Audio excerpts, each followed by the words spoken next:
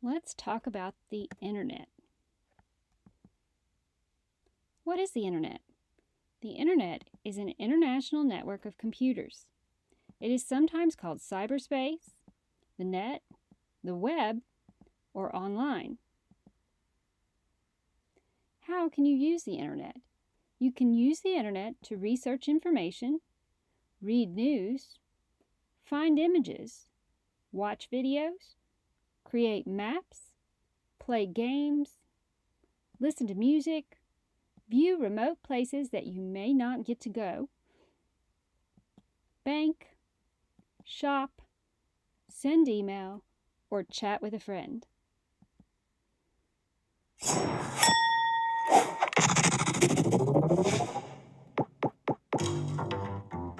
What is the internet? The internet is like a popular thing. Some satellites up there. I picture in my head with like waves of internet going to the phone. Somebody told me a cloud once. The internet is a lot like plumbing. It's always moving. Most people don't have any idea where the internet came from, and it doesn't matter. They don't need to. It's sort of like asking who invented the ballpoint pen or the flush toilet or, the zipper. These are all things we just use every day, and we don't even think about the fact that one day somebody invented them. So the internet is just like that. Many, many years ago, in the early 1970s, my partner Bob Kahn and I began working on the design of what we now call the internet. It was a result of another experiment called the ARPANET, which stood for Advanced Research Projects Agency Network. It was a Defense Department research project. Paul Barron was trying to figure out how to build a communication system that might actually survive a nuclear attack. So he had this idea of breaking messages up into blocks and sending them as fast as possible in every possible direction through the mesh network. So we built what eventually became a nationwide experimental packet network, and it worked.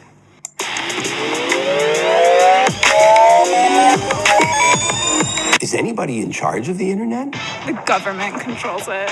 Elves, obviously elves. The people who control the Wi-Fi, because then no Wi-Fi, no internet. T-Mobile, Xfinity. Bill Gates. Bill Gates. Bill Gates. Right? The honest answer is, well, nobody, and maybe another answer is everybody.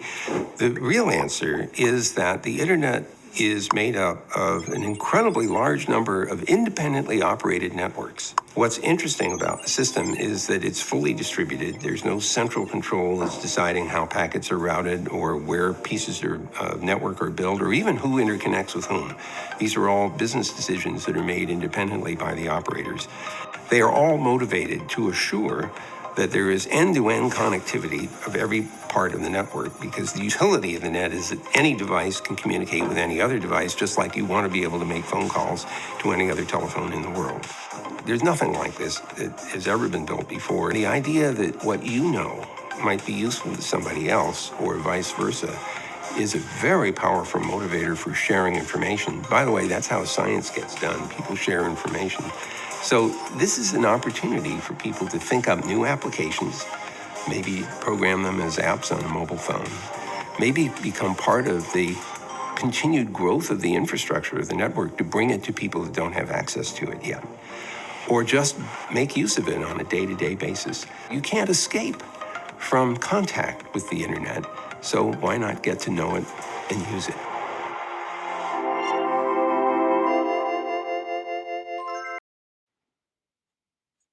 While you are traveling the internet, it is important to be a responsible digital citizen or member of the online community.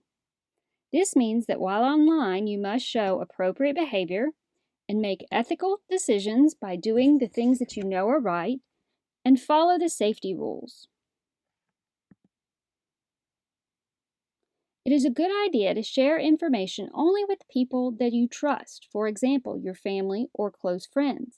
Websites that you visit may ask for personal information such as your address, telephone number, or school name. Make sure you ask your teacher or parents if it is safe to share personal information.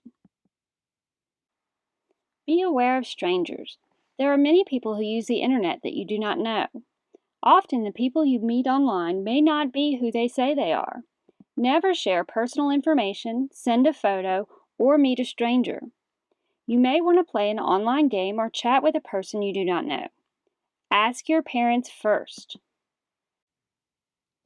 Keep your password secret. Some places on the internet ask you for a username and password to enter the website. This is okay on secure websites you have permission to use. Never give your password to another person except your teacher or parents. Always search responsibly. Make good decisions when searching the internet. Do not seek out websites that have content that is not suitable for you. While on the internet, you may see or read a message that is upsetting or makes you feel uncomfortable. If this happens, tell your teacher or parents right away.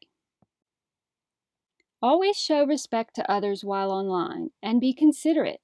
You should not send hurtful messages or post disrespectful comments about other people. Be skeptical when online by doubting outlandish or unbelievable claims or statements. Do not trust everything that you see on the internet. This means that some of the information may not be true. A website may offer you a prize, money, or other reward. Often, if it sounds too good to be true, it probably is. Ask your teacher or parents before entering any contest or sending coded text messages or forwarding a chain email letter. Never use technology to cause harm. Rather, protect the computers at school and at home. Do not send spam, install viruses which can be harmful to the computer, hack another person's account by secretly accessing it, or download harmful files. Do not plagiarize another person's work. Plagiarism is when you take the work of someone else and pretend that it is your own. This is against the law. Information that you find on the internet must be put into your own words. It is also a good idea to tell where you found the information. You must follow copyright laws. You cannot take whatever you want from the internet. This would be stealing. Copyright protects a person's work. It gives the author or creator the rights over how a person can copy their work. Sometimes the work will have a copyright symbol, which is a small c with a circle around it. Even if the symbol is not on the work, it may still be protected by copyright laws. Be honest. Always tell where you found the content on the internet. Be sure to put the information in your own words on all school reports. Never remove the copyright symbol from a picture. Now earn your Internet Citizenship Card by completing your notes and taking the Internet Safety Quiz.